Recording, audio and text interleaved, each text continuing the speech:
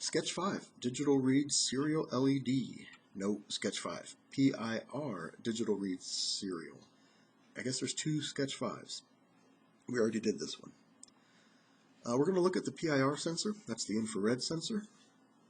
This is pretty simple. This just reads a heat signal. It's an infrared sensor.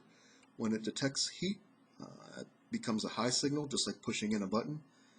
When that heat source goes away, it drops back down to a low or a zero, just like not pushing a button. This thing can go up to 20 feet, the detection. Has a single bit output, 1 or 0. The jumper select single or continuous, don't worry about that right now.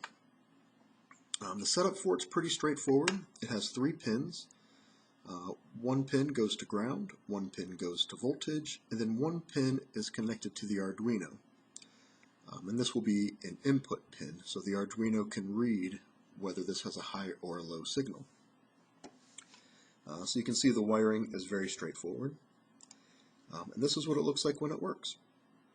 We're going to have this first pin going to ground, the next pin going to voltage, and that last pin, the output pin, is going to pin 13 on my Arduino. If I put my hand in front, notice this turns red and this light turns on. It takes a second for that signal to go away. Now you can see pin 13 is off and the light is off. Put my hand in front again and the signal goes on. It does take a while for that signal to turn on and to turn off. Also, I have a box right in front of it. I'm using a Quaker Oat cereal box.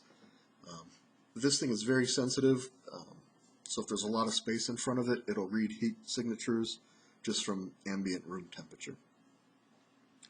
The code, very straightforward. I have 2 integers. One is a constant integer. I called it PIR dome, and that's set for 13, for pin 13. The next variable is an integer that's not constant. It can change. I call it dome state. The initial value we set at 0. For my void setup, we're going to start a serial, and we're going to make pin 13 an input pin. Then for the actual code, all we want to do is we want to take dome state and give it its value.